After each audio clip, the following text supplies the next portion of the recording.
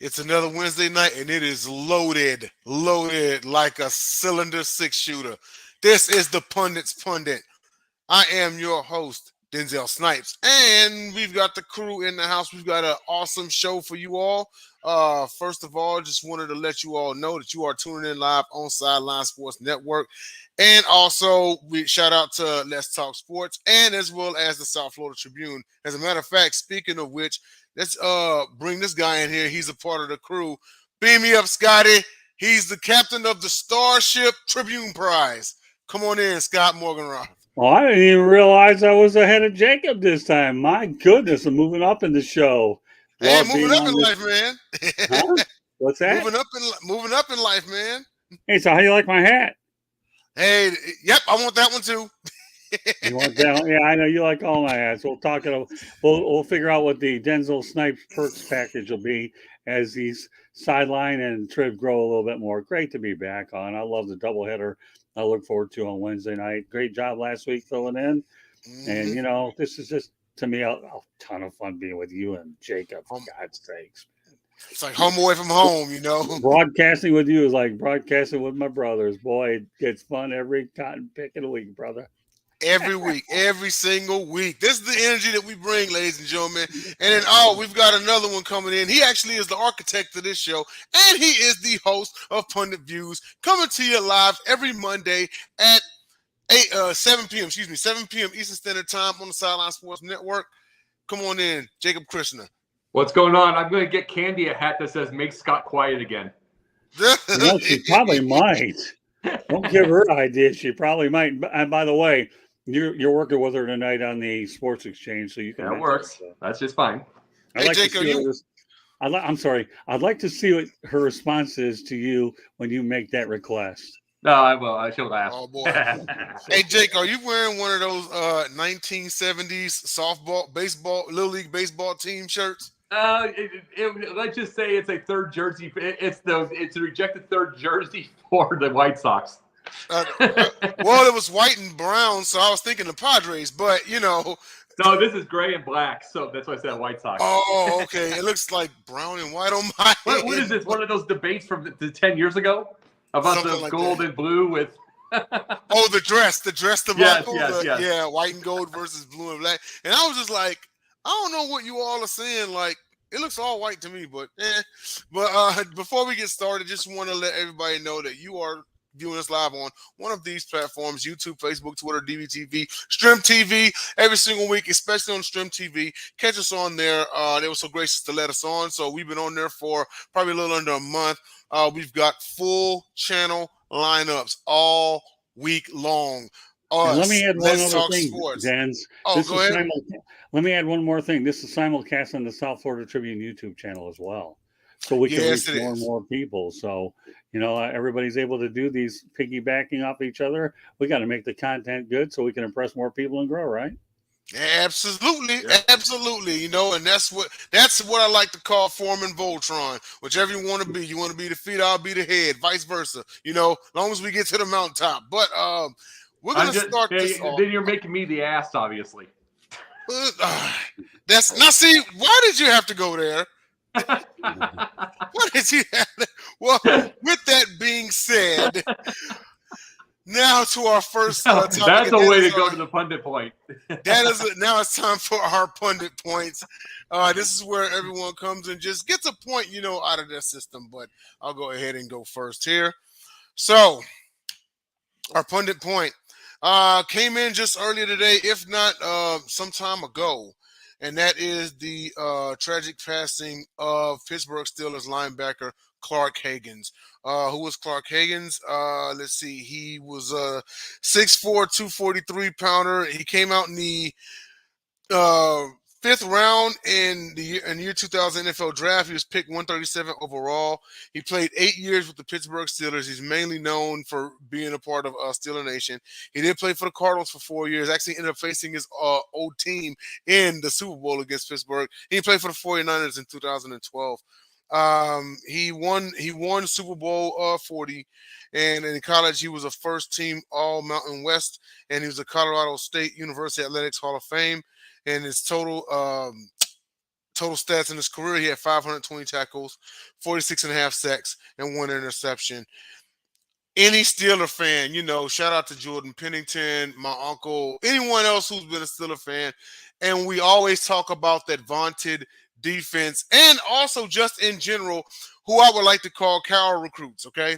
So we all know the last of the Carroll recruits was Ben Roethlisberger when he retired, Slowly, over the years, they just kind of started selling off Ryan Clark, Troy Polamalu, you name it. James Harrison, like all of them, Seeing as he came out in 2000, Higgins very well was a Carroll recruit. He was a part of that vaunted linebacker core with James Harrison, with James Farrier, So, thoughts with his family and everything. He died young. He was 46 years old. He did, he won a Super Bowl ring with the Steelers and everything. Awesome player and a better individual. Rest in peace to Mr. Clark Higgins. All right, well, Denzel, what a segue. You talked about one set of Cardinals. I'm going to talk about another one. This one here is a bizarre decision of David Freese to withdraw his candidacy for induction into the St. Louis Cards Hall of Fame on August 20th. Really? David, I don't know what your reasons are for declining, but anytime an elite franchise with an incredible amount of history, is recognizing you, my goodness, my friend, this is something you should be proud of if they gave you the respect and wanted to do it in the first place. So, I don't know what it is about these Hall of Fame things anymore. Terrell Owens a while back didn't want to go to Canton to be a part of his new teammates. But getting back to the Cardinals, David, I think you should really reconsider this decision, because the St. Louis Cardinals, to me, when it comes to Major League Baseball, they're a storied franchise, incredible history. And let me tell you, I remember a while back when Mark McGwire was traded there from the Oakland A's, he took a wait-and-see attitude, but when he saw how well the Cardinals went ahead and treated him, he signed a multi-year deal to continue playing with Tony La Russa. So, David, please rethink this decision. I think this is a huge mistake. This is my issue with basically, I wouldn't say, we can say pitching coaches, we can say any of the time in baseball, anything in baseball whatsoever, scouts, any of this whatsoever. I got a question to ask. How come we don't see enough of the Kyle Hendricks types of pitchers? Like, mind you, last year he had to go get himself what we call the oil change, if you will. He had to go get his shoulder fixed, but it took 7 years to get it. Something? And meanwhile, he's back to his old self, even though he's not quite. I mean, he's still walking people, but that's not neither here nor there. We're seeing right now a guy like Rich Hill. Even Rich Hill, what is he, 43, 44 years old? Been around forever, pitched for Pittsburgh today. He's still around. Jamie Moyer was 50, I believe, when he pitched his last year, I believe. Something 49, 50, something absurd. All placement pitchers, every single one of them. I mean, every one that we hear to keep going, a lot of them that we hear to keep going are placement pitchers. We heard the Necros way back in the time. We've heard all those. They weren't blowing their arms to smithereens. That's the biggest deal of everything. It's like, see, we know the difference between the old school pitcher, and it doesn't mean that they threw any less fast or any less powerful. It's the fact that they threw 85 miles an hour in the first inning, 90 in the third, and they blew their 99 in the eighth, where everybody's throwing 99 from the get-go, so they're blowing themselves out. But you keep going to high school and getting these kind of kids. You keep doing it in college. You get these kids that are going on the operating table trying to get elective Tommy John surgery so they can throw faster. And meanwhile, the average is about 5 2/3 innings. And it's still having surgeries. At some point, baseball's got to realize that to get a longer game in is going to have to take just as much placement than anything else. And I love Spencer Strider. He's got the most strikeouts for the least amount of innings in the history of the game. He's just beaten by 50 innings. He's just beaten let's see, Dwight Gooden. But how long does his arm have? I hope and pray I'm wrong about him. It's time to start getting common sense with these pitchers so they have a longer career. Absolutely. And you know, it's crazy you mentioned that, because while you were sitting there giving that commentary about, you know, the pitches, it's almost like they're coming in and they're kind of giving everything they have early. And is pitcher gonna be the new running back? You know, with the position with the shortest shelf life. Well, think about this, yeah. But think about this for a second. Like I brought up Spencer Strider. He and Dwight Gooden both had 302 strikeouts in their first 35 games. Mm-hmm. Gooden had him in 248 innings. Strider just got in 191. Just absurd. So we know his arm's there. But the difference being is that back in that era was such a placement thing. And then you remember, you seventh inning, then you start blowing them by everybody. You didn't blow by everybody in the first inning. No. I mean, that's what they talk about. Steve Carlson was the same way. He didn't blow it in the first inning, and those were the situations. It's the fact that you were smarter with your powerful arm. The only one I know that went from all the way was Nolan Ryan. He's a freak. And even he threw his arm out eventually after 26 years. 47 Finally, yeah. Like he was a cyber. Like I was watching the Dodgers game the other night, and they yanked Kershaw after I think 6 or 7. He was on pitch 91. Yeah, it's like. Well, what about the no hitter by that Sheehan kid after 6 innings that they lifted? I think he had 89 pitches, but still, I always thought I hate when you pull guys with no hitters. Oh, the kid, it was his first MLB start. Right.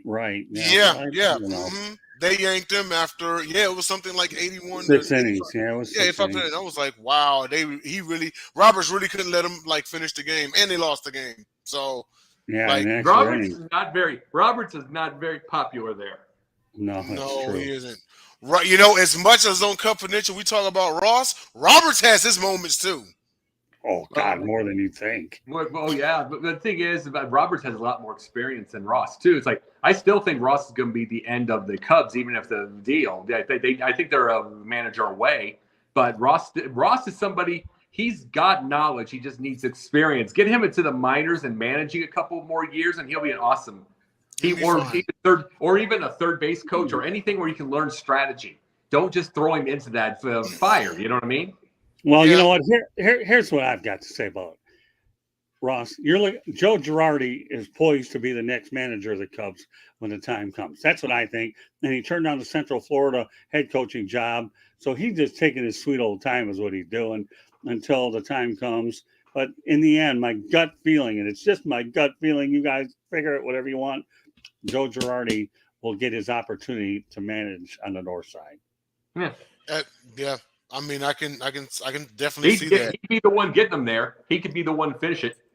Yeah. So listen, anytime you need me on Confidential again, you let me know. I'll be more than happy to come on, and I'll make sure we dig up enough hay to keep it really interesting. Yeah. That's very true. Yeah, absolutely. 14 straight complete games one year. Oh, got George Eichhorn active in the chat room. Get his stuff up there. Let's go. George Eichhorn, we got some stuff up there. Put her up there, my brothers. Yep. Oh, yeah, right, absolutely. Frank's 14 straight complete games. That's my point. Yes, he did. Right. Yeah, Frank Tanano was great because he retooled as a pitcher and he adapted. But a lot of these guys are throwing 90 to 100 miles an hour. Coming out of college. Yeah, right. So it's too bad. Well, actually, that's a good way to segue into our first topic. Speaking of baseball. So, I read an article, and I actually clipped an excerpt from it, and I'll read it off. And this is from ESPN.com. So, the A's went to the playoffs in 2019 and 2020. Mind you, in 2020, they won the AL West. They were the only team in the last 7 years from the AL, the only other team in the AL West to win the division, before the team began trading away its young stars in an attempt to reduce payroll, which is now the lowest in baseball. While the quality of the roster declined, the team raised ticket prices In trying to justify the relocation to Las Vegas, the team stated poor attendance and the condition of the ballpark prompted the move. Now, I sent this to Jacob. This is sometime, I think, earlier this week or last week. And I was like, man, this is straight out of the film Major League when the owner wanted to move the team to, guess where? Las Vegas. But with all of this in mind, I do have to ask the panel and the people at home, did A's owner John Fisher sabotage his own team to facilitate a team move to Vegas? We'll start off with Jacob. Go ahead, man. Absolutely, because Kroenke did get out of St. Louis. Kroenke did get out of St. Louis to go to Los Angeles. And this is the thing. It's one thing with Oakland. Oakland's crime-ridden. It's useless. It's lost every single last of its teams. This would be it. I mean, it's one thing to be doing that, and then basically one thing that's going to be lost in Oakland is the fact that you're not going to have those condo-sized foul ball anymore. You're not going to have that anymore. But that's about it. But the biggest thing about it by itself is the fact St. Louis wasn't in that thing. Kroenke could have gotten people into St. Louis because there was a dome. Right. Like we talk about indoors. Yeah, it's indoors. You remember they had the original thing in St. Louis with the Greatest Show on Turf, with with Kurt Warner, with Isaac Bruce, Torrey Holt. I mean Falk, any of them. You know what I'm saying? They've got those. Yeah. That was indoors, and that was the Greatest Show on Turf. It's not like that you were going to refuse to go to St. Louis, and he's like, you'll refuse to go to Chicago because it's 8 below in January. Yeah. The thing, you'll refuse to go there. You're not going to refuse to go to St. Louis. You're in a dome. But the thing about Kroenke was he just wanted Kroenke wanted the fancy, which that personally, would I do that? No, because maybe I got the Midwest in me. He lost his. He's from Illinois, but he lost his. I never lost mine. So he can do what he wants to do, but it was a slime move the way he did it. Yeah, it's like sabotaging the team to bring it to Los Angeles. He got a Super Bowl, but it's still slimy. He did. Now, also at the same time, it wasn't all Kroenke. The NFL, namely Goodell, came down and told him, we want a team back in Los Angeles. So this is just me, but I'm not going to put it all on Kroenke here. Because basically, he took the Rams, the Chargers, and the Raiders and said, 2 of you 3 are moving back to L.A. I'll let you figure it out. Well, understood real quick, but it's like the thing about St. Louis, though, is everybody keeps aiming at St. Louis to get rid of them. It's aiming at that city. That is an amazing sports city. Good Lord, they just built the first standalone soccer field there, which is going to fill. It is a sports city. Quincy, where I'm from, is a sports city. It's sports. It is completely. They keep aiming on St. Louis like it's some junk heap sports town like Oakland. It's a junk heap town now, unfortunately, but it's not a junk heap sports city. It's like Cardinals are terrible this year. I can't believe it. They're terrible this year, and people still come. Mm-hmm. Yeah. Yes, he did. Oh, of course. Absolutely. Of course, there's a deal. Las Vegas. You got to remember that's 4 teams in Las Vegas. Basically, everything nearly from Oakland. Yeah, I mean they wanted. Think about it like this: for so long, and I'm sure Scott would agree. For so long, they've been the fight capital of the world. Between the boxing matches and then the rise of UFC, MMA, and everything, they wanted to be known as more than that. And then not only that, the Aces just won the WNBA title. The Knights just won the NHL title. Like Vegas is it right now. But I'm moving on to Scott and get your thoughts on this. I don't know if you agree or disagree. Do you think it was a sabotage to send this team to Vegas? You may think I'm crazy, but I say no. Okay, go ahead. What you got? I'll tell you why I say no. Number one, okay, it may have been a sabotage at the end, but you're going to sit here and tell me 10 to 15 years that they tried several ways to get a new stadium deal and were unsuccessful in doing so? At what point is enough, okay? Dealing with them. Either you want to keep them or you don't. One minute we're trying San Jose, then the next minute we're trying another town, and then we're shifting our focus to the Howard Franklin. They weren't going to put one over on the Coliseum site. Why? I mean, listen, I've been to a game over at Oakland Coliseum when the Lions took on the Raiders. And, when you go into that stadium, you feel like there's your spine is chilled because it is an intimidating area. I give you that much. Not a great area, but no, I mean, at some point or another, an owner is going to say, you know what, you're going to sit here and tell me that for many years that the Houston Oilers didn't try to get something done for the outdated Astrodome. And then in Cleveland, okay, they decided to build a rock and roll Hall of Fame instead of the Browns. Let me tell you, when you lose a team, it takes twice as much money to get it back, as we found out in the case of the Colts. But keeping on point, okay, I say no until the end when they had no choice. They really didn't. I mean, yeah, Las Vegas, we knew for a while would become a fledgling sports town at some point. But no, I disagree with everybody here. I really do. I just feel that when even Morris had 9 lives, how many more were you going to give Oakland? He's our Skip Bayless, except he's smart. Who? Who's that? You. I said you're. Oh, okay. Thank you. I appreciate that. Yeah, but the reality is, I once asked Roger Goodell over at one of my Super Bowls I attended about the situation with San Diego, and he didn't know. I mean, again, though, San Diego for many, many years tried to get a stadium, and were unable to do it. And yeah, why not take the LA opportunity if you get? But here's what I think down the line will happen there. I have a gut feeling down the road, depending on how this LA things, they could return to San Diego way down the road if for some reason a better deal happens and if they're not getting anything out of it. I don't know if it will happen, but it wouldn't surprise me if it did 10, 15 years down the road. Do you want to play second fiddle and put in 40, 50,000 fans, or do you want to sell out the joint in a place like San Diego, which is one of the most beautiful cities in the world? And I've been to San Diego. I love La Jolla. I mean, my goodness, it's great. It's awesome there, yes.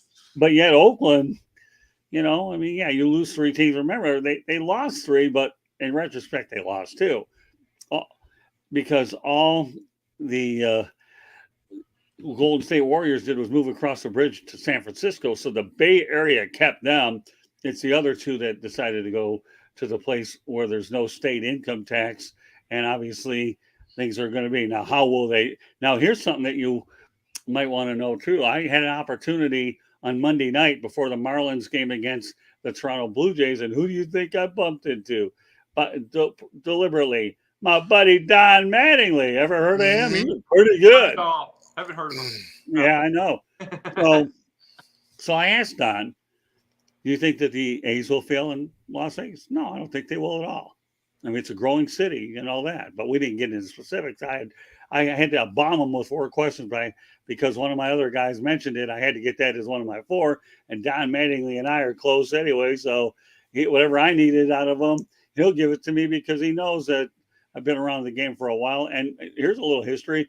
Don Mattingly started out with the Yankees organization. The same time, my first beat writing thing was with the Fort Lauderdale Yankees. So our paths crossed in Fort Lauderdale.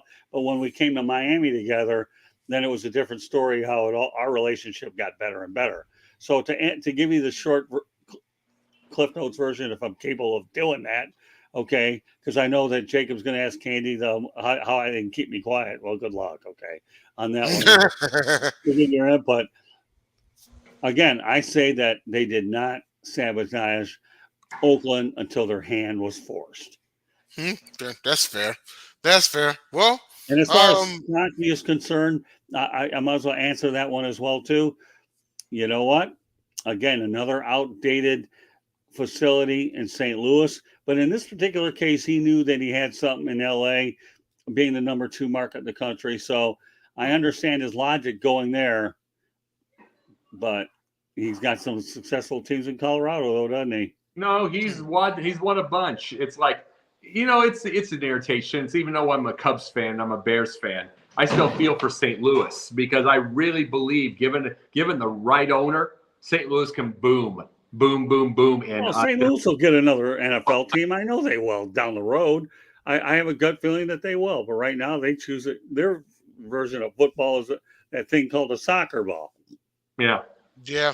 And yet they were willing to invest in that soccer stadium. Plus the fact that you had the number 1, St. Louis had the number 1 in XFL as far as the. Well, that's a good case for them to get another team as well. So that's only a feather in their cap. But you're there building soccer stadiums and not thinking about the NFL. Well, is that a part of self-destruction? The first version of St. Louis Cardinals there, the football version, they didn't care. They let the team go to Arizona. They didn't even put up a fight there. Right, exactly. Oh, Yeah. well, that was for one thing, that was an absolute disaster to begin with. And then just the way, plus there was a lot of lying going on in between that type of thing. And then it was one step from Indianapolis to begin with. Baltimore, Indianapolis to begin with, the way they handled that. They basically had a week to show it, because by the last week of that year, I remember that game. It was like about 800 fans there, and they knew at that point, but they were trying their hardest to keep it there. Yeah. Now you talk about outdated stadiums. Memorial Stadium in Baltimore was rickety. I've seen the photos. Well, I was actually in that stadium before. Was that a little far off? Or was it really that bad? Well, it showed its age, but so what? It's tradition. Everybody see, the whole main thing that they did with Baltimore is they just moved the thing by the bayfront is what they did. And, when you're in crab country and you have that area, well, why not? I've even been to the new Baltimore Ravens. I haven't been to Camden Yards yet, but I enjoy the historical ballparks. I was joking around with some of the Marlins, my Marlins colleagues. A lot of them are racking up points here for going to new stadiums, but they realize how many of the old ones I went to. Yeah. To be fair, and I'm just saying this, to be fair we all grew up with the old ballparks, but we look at the ballpark now. I mean, look at old Detroit. Look at the old Detroit Stadium. Look at old Wrigley, old Busch Stadium. It all looks rickety in comparison, because every one of these are state of the art.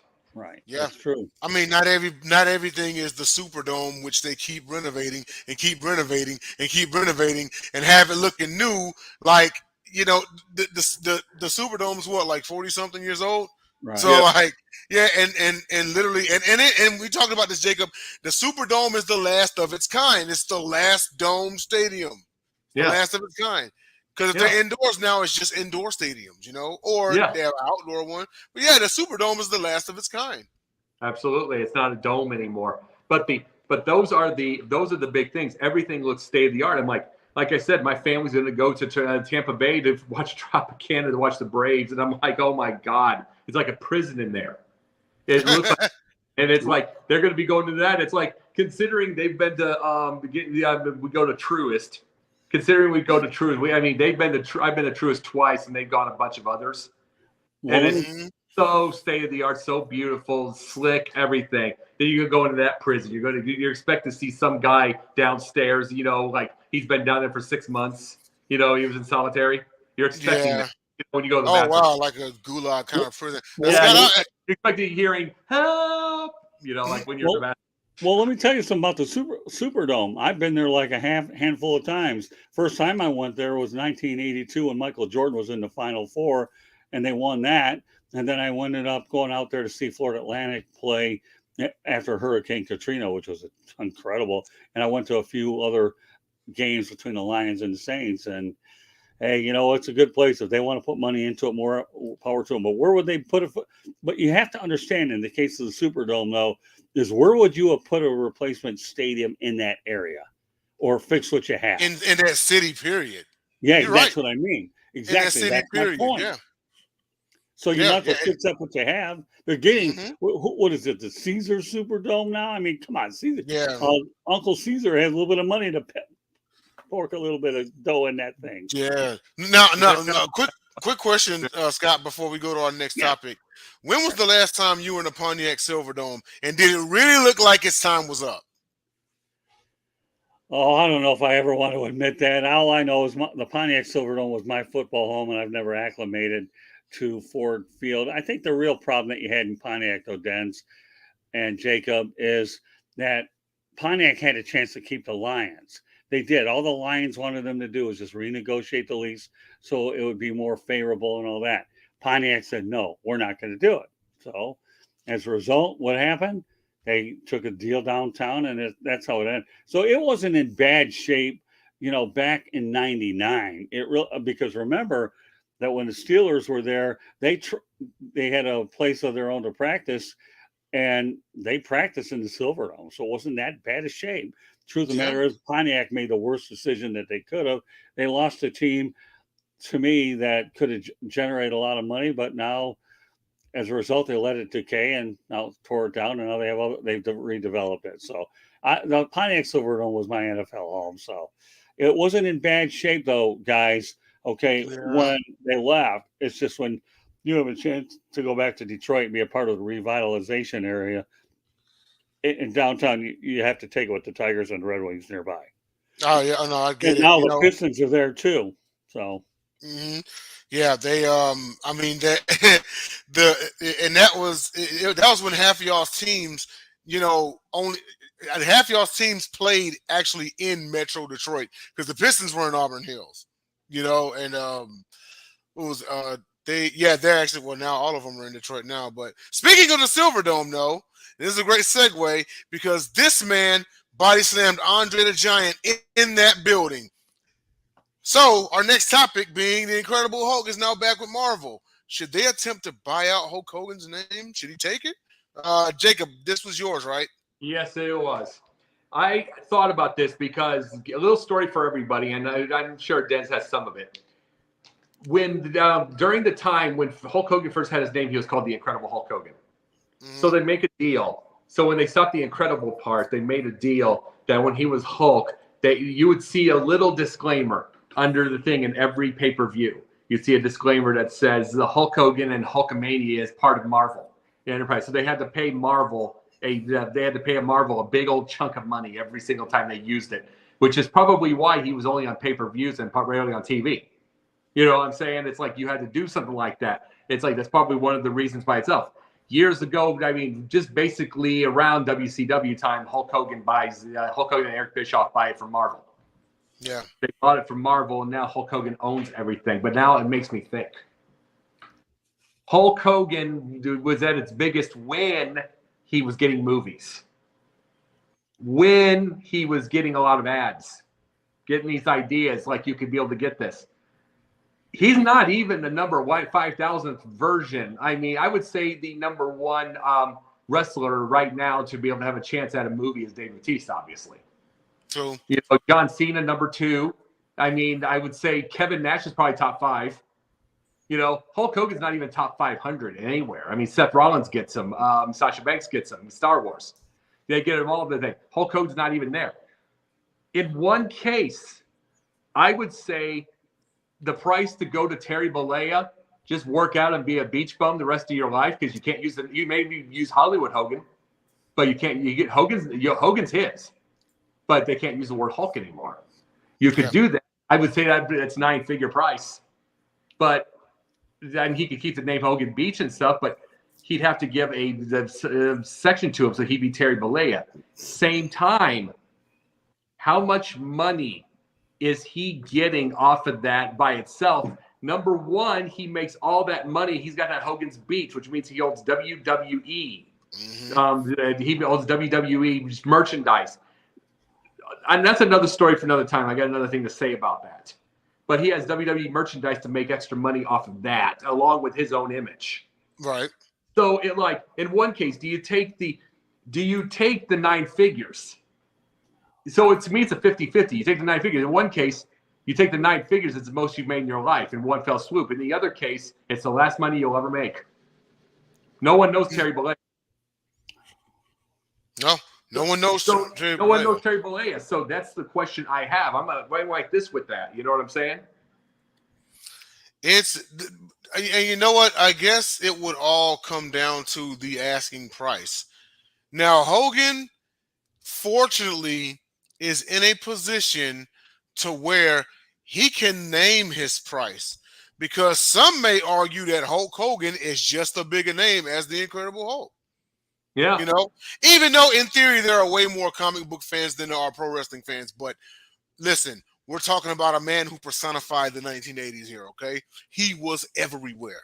Everywhere. He was with a guitar. He was on a motorcycle. He was with Mr. T. He was in a Rocky film. He was on commercials. He was on, he was everywhere in the 80s, you know? And even in the 90s, remember when he left WWF, he was supposed to retire and become a full-time actor. It was Bischoff that brought him back to sign to WCW, and then we finally got the dream match that we had never had in Hogan versus Flair. See, it's stuff like this. This is why I'm leaning toward. I know he shouldn't do it. Because the man, even though yes, Hogan's in the name, he still managed to make it a part of him, and build his own off of that. But I want to swing it to Scott. And now I know how big of a comic book head you are, and I'm sure you know who Hulk Hogan is a little bit. But what do you think about all this? You have to look at Hulk Hogan at this stage of his life, being a lot older, and you wonder what he can bring to the table physically. Not that I'm a real physical specimen of anything anyways. But you know what? They should attempt to buy him out, but I'm going to go back to what you said. What will the price tag be? And will you get into a bidding war for this guy? And you're right. I think he could pick his price if he really wanted to. I really do. But I don't know. Hulk Hogan, to me, the 80s, 90s, and early 2000s version is probably a little different than the 2023 version. What are you going to be getting? We all know about CBD. He's got a CBD oil. So there's another thing he's using his name for with Ric Flair and Mike Tyson. So he's using. But go ahead. I'm sorry. Oh, that's fine. He can have all the deals he wants, CBD and all that. It's not saying the guy isn't a shrewd individual. You know what I mean? I'm not downplaying that. But I'm talking about in terms of appearances in the ring and other stuff, And you're right. The Incredible Hulk, and then what about Andre the Giant? How marketable were they later in their lifetime than they were at their peak? That's all I'm saying. Yeah. And at what point do you cash out and maximize your earnings later in the game? That's true. See, the thing is, in one case, I think about Hogan's Beach and that Hogan's Beach shop and Hogan's Bar that that's under the name. And remember, the name Hogan is his. He could be Hollywood Hogan, but people know Hollywood Hogan is the heel. So then, what do you do as later partners? Do you want a 70-year-old heel? Yeah. So there's where but these are the things I think I'm the very first person that ever brings this up. I am the first to bring this part up. This is nowhere. Right now he's talking about I just thought of this in my head because of Marvel having him back. And I'm like, what if you did that would you have a chance truly to completely own Hulk. Completely own it. You don't completely own it when Hulk Hogan's around. He has his thing. You have a chance to completely own that deal, which means you have a chance to win every single lawsuit that you get. You own it all. That's all I'm thinking about. Because you're talking about likeness and image and everything like that. It's like you got to remember the bulk Hogan and the bulk Boulder thing on the cereal on that ad. Yeah, Hogan took a pile of money off that thing whatsoever. It's like if Marvel and Hulk Hogan went to court over their thing, I just say whatsoever that thing would take 10 years. Just because they both own. So that's why I was asking about this deal. Would Marvel want to try to own it all as far as that image? Because Hulk Hogan owns his name, image. He makes a lot of money off of it. Now here's one more thing before we move on. Marvel makes trucks loads of money per day. Do they really need the money from him? That's the thing. It's like probably not needed from him, but I'm like, it's the opportunity to get rid because his name is the only competition as far as what people's minds. His name, mind you, he's not going to be on movies. He's not a big time actor or anything like that. It's not. He still has it from his own business interests, but as far as in the people's mind, the only one that is there is, especially being back with Marvel, an entity much bigger than Hulk Hogan. But in the minds of people, he is the one competition. Do you want to own it all? Yeah, that is true. I mean, the thing with Hogan as an actor, I just say Terrible. He was in film. Because he wasn't put in any roles where he actually had to act. He was put in roles where he was just himself. In No Holds Barred, he was himself. In, what was it called? Commando or whatever, Suburban Commando, he was himself, you know? Like you put him on. You hand him a script and say, just say these words, but be yourself. You know, don't Well, go but being then if no. you're go ahead. No, I'm sorry. Go ahead, man. Now, if you're going to say that, then in my opinion, when you watch the movie Rocky, okay, the guy's retiring from as a fighter, trying to get into commercials, and this guy had the vocabulary of a 3-year-old, and you could even understand what he's doing. He couldn't get a job because he never finished high school, as they say. So he got his head punched in and couldn't do anything. So the only thing the guy could do was fight. So you're asking Hulk Hogan, Hulkamania, which I never bought any of that stuff anyway. I don't care. And I know he lives in Clearwater because my best friend lives on Clearwater Beach and he's seen him around from time to time. But you're asking a guy here to go out there and act like Jack and the Beanstalk by appearance, okay, to make it look like he's something, when in retrospect, he doesn't have any other skills except that he's on steroids, lifting a lot of weights and throwing people like 100 pounds or whatever, like rag dolls, So I don't know. You know what? To me, intelligence has to come into play, but I don't think you have it with Hulk Hogan outside of his physical ways of intimidation because he's all juiced up. Maybe Hulk Hogan should go out there and connect with Jose Canseco, and they can learn a little bit about juicing up. You have one heck of a, but with that point, you would have a heck of an opportunity to say yes, and you live in the rest of your life. I mean, by itself, you just call it Hollywood's beach. You could call it Hollywood's everything. Remember, he owns Hogan. That's it. Well, there you go. You just said it yourself. The guy owns Hogan. So what? I used to love to watch the word Hogan's Heroes, but this Hogan isn't my hero. All he is a whatever you want to call it. I still love Hulk Hogan's Heroes on the remember on what was that one? Adult Swim. Yeah, Adult Swim. I can see it on MeTV, I think, is one of I don't know. I mean, we're talking about Hogan, okay? Now I've decided to take y'all off a little bit by talking about Hogan's Heroes versus Hulk Hogan. And, now I got this guy scratching his head here. It's like, I never expected Hogan's Heroes to be talking about Hulk Hogan. Well, Hogan is wild, folks. That's the word of the day. And Pundit. I think I heard once that he was worth like 120 mil or something at his prime.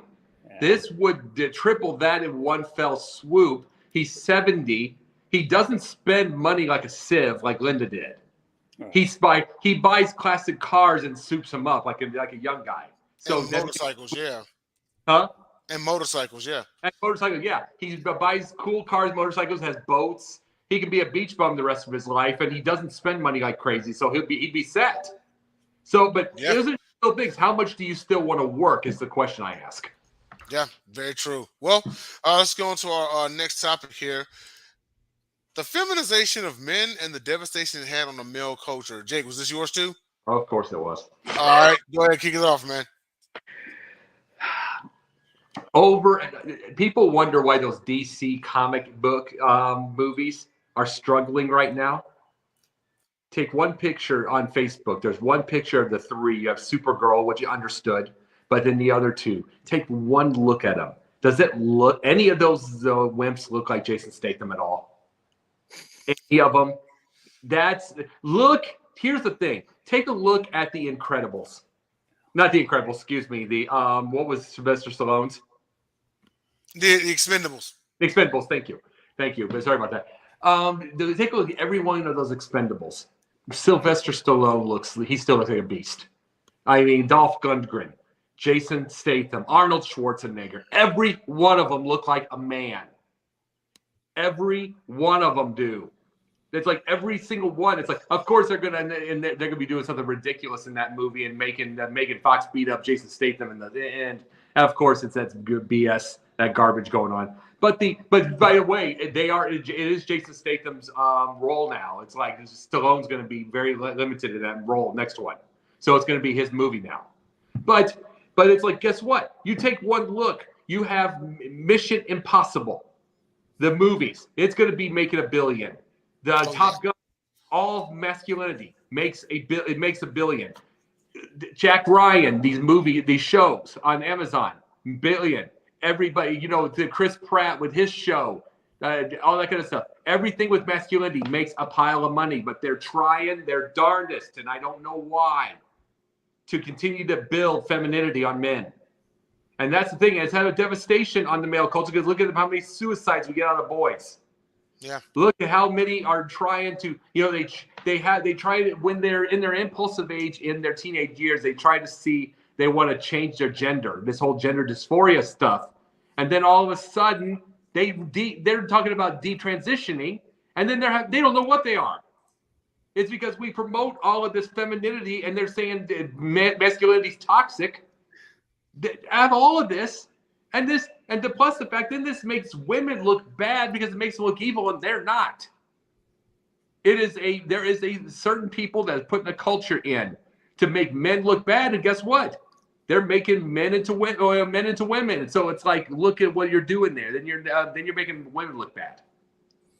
Yeah, it just seems forced. And then also, what I've seen also as of late was making instead of them like just taking comic book characters, right, and instead of just making an original like female badass, right, they take an established male superhero and they make a female version of it, like the female Thor, you know what I mean, and all that, or like a female Wolverine. It's like, just leave them alone. Like, make your own character. Like Laura Croft was original, you know? Yeah, like exactly. Do that. Yeah, you know what I mean. But yeah, it's like you don't need to take from something that's already there. Like, just make yourself that. Okay, listen, it's science fiction. Okay. Princess Leia could probably body slam Jabba the Hutt if you made the scene right for CGI. You see what I mean? But you know, like, go ahead. I'm sorry. Oh no. Go. What were you saying? Point I make, and I'll just do this before we go to Scott. Point I make with something like this is, this isn't like we are that we're seeing a thing where, oh, we needed to make men feminine because the masculine wasn't making money. Masculine still makes a pile of money. Absolutely. Masculinity still makes. If you see any masculine ad, that's why they try to avoid making them. It makes piles of money for the product. It's not like it doesn't make the thing anymore. They're just trying to hide the situation. It's like, there are plenty of masculine men in this country. The farms, the construction, steel workers, oil rigs. They're still there, but they're trying to hide it. They don't promote it on TV. But that's their mistake, because they keep losing money. Yeah, it is. I mean, shoot, look at Fast X. That whole Fast franchise has been full of like Vin Diesel, fast cars, military style vehicles, masculine. Still raking millions. Money. Still raking in millions. Scott, on you, man. Your thoughts about this whole thing? Well, Jacob, what did you say at the beginning of the show when you wonder what it would take to keep me quiet, right? What's that? At the beginning of the show or before we went on, what it would take to keep me quiet? Yeah. You just found a topic that did. You did. So you know what?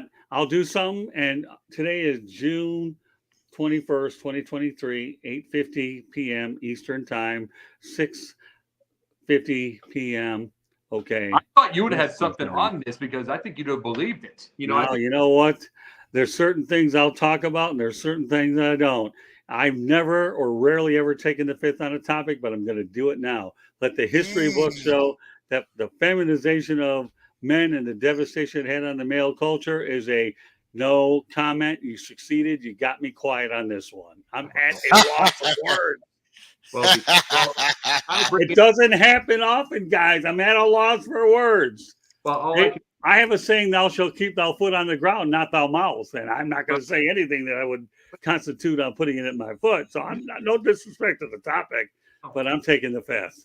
But no, all I can bring is, let's get these the things whatsoever. Like I said, they did not make the men make men more feminized to try to make more money, to get more people, because it's obviously not working.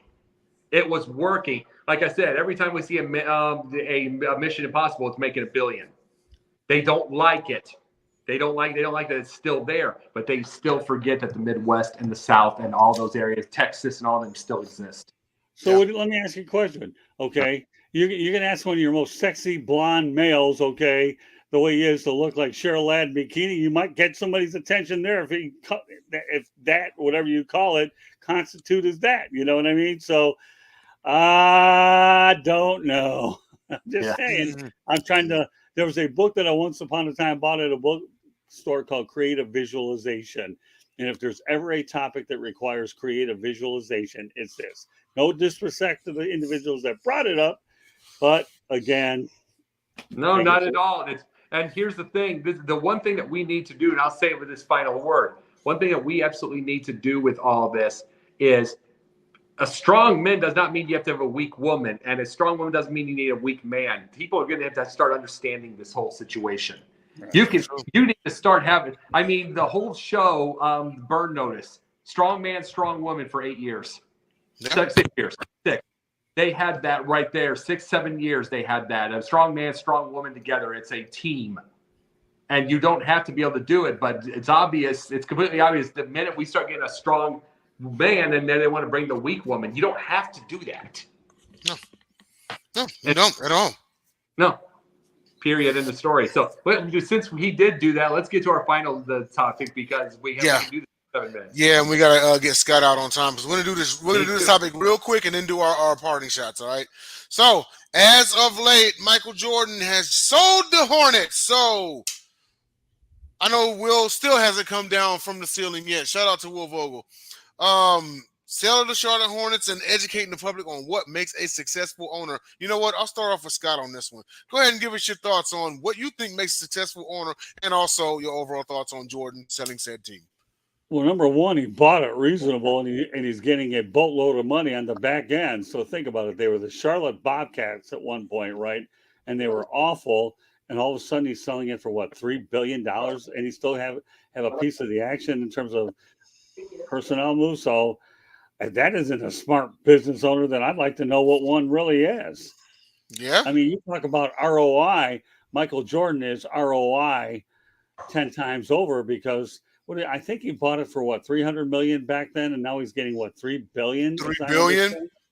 Yeah, I mean, I'm not a math major and I'll never pretend to be one, but he did pretty well. And more importantly, he was one of the things, albeit the teams weren't good under his watch, he was able to get the Hornets name back from New Orleans so that they made it marketable, even though they weren't able to use the same logo. He got the Hornets back, and that was another move to rebrand the franchise to its original roots. So, hey, you know what? Michael Jordan isn't only the greatest of all time over LeBron all day long, but in terms of a businessman and everything that he's done for himself, I think what he's done is unbelievable. I really do. Nice. All right, real quick, Jacob, your thoughts on this before we get to the big thing is as a business, as a front office, he was horrible. He was horrible. Right. Some of the positions, everything like that. Here nor there. We'll talk about that in Basket Bros. As a businessman, $300 million to $3 billion, plus the fact getting the Hornets name back. That's another one.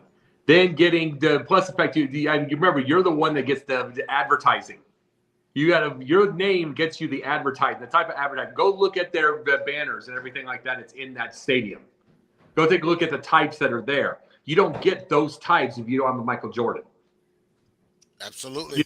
That's why it's those type of things. That's what the business does. When you see fans say sell the team, they don't understand what an owner does. It's because they don't win. They don't have everything.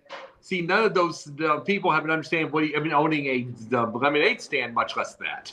So as a businessman, he's amazing. As a front office guy, retire. Never again. Just do your thing with Jordan brand and keep on going. Do it with your Jordan brand XI 23, 23 racing. Do all those there because as a business, you're doing amazing. Absolutely. And now for shots. Let me try another new format here. Hold on a second. Here we go. All right. Yep. Now for our parting shots. So if to wrestling fans out there, if you have not been watching SmackDown as of late, it has been one big theater for the last what's been going on three years now, whatever. But yeah, the bloodline has crumbled and the Civil War has begun. The Usos will face Roman Reigns and Solo Sikoa at Money in the Bank. It is said to be the main event. Shout out to Triple H. He really has turned this thing around. since the old man is gone. He's really turned his thing. It took some controversy for the old man to go away, but at least he's away. Okay, he introduced some new championships. He's got more in store. He redid the draft. He's calling up some really big names. So shout out to Triple H. You are the breath of fresh air we all have needed. Jacob, on you. One of my, and you're going to get this also, Scott. One of my articles this week was I called it. Where is Dusty Baker's second ring? Mm-hmm. It's not talking about Houston either. Right. I tell people to watch it. It is about the Cubs needing to go send him their ring from 2016 because of everything that happened after he was there, before and during he was there. And while you're at it, go get him a statue. And it's like, and my article is going to, I really believe I have a lot on it. And everything that's happened after the fact is all because he came, and it wasn't happening before. So it's just going to be in the Inscriber magazine. It's also going to be in South Florida Tribune. All right. Well, my parting shot comes from my home area. Tyreek Hill is under investigation for assault and battery after an incident at Miami Arena. Really, Tyreek? Okay. You left the Kansas City Chiefs to try to get a ring in Miami. The Kansas City Chiefs got a ring without you, and you got a lot of money. So all I can tell you is, Tyreek, don't get in the news for all the wrong reasons. The Miami Dolphins, to me, as far as I'm concerned, they took a gamble on a guy that hopefully will make Tua a lot better. And a guy that said Tua was better than Patrick Mahomes. Tyreek, I'll give you some good advice. Just shut up, play, and do what the Miami Dolphins did when they brought you here. They need to get deeper. They need to get into playoffs, let alone deeper into the first or second round. Or you know what? That trade will be a one-sided win for Kansas City because they didn't have to pay and they still won the big game, and the Dolphins haven't been relevant in the playoffs for the last 20 or 30 years. Absolutely. And, well, those are our parting shots. And just as a reminder, coming up next on the South Florida Tribune on Facebook, YouTube, Twitter is the Sports Exchange, hosted by the guy right next to me, Scott Morganroth, and then also Jacob Christian will be there too. And then boogie on back over to Sideline Sports at 10 p.m. Eastern for Cubfidential. We got a loaded show there. Jacob's going to be there. John Shear's going to be there. It's going to be a big party. So for Jacob Christner and Scott Morganroth, I am Denzel Snipes. We will see you in 7 days for more Pundits Pundit. Now head on over to South Florida Tribune. Later.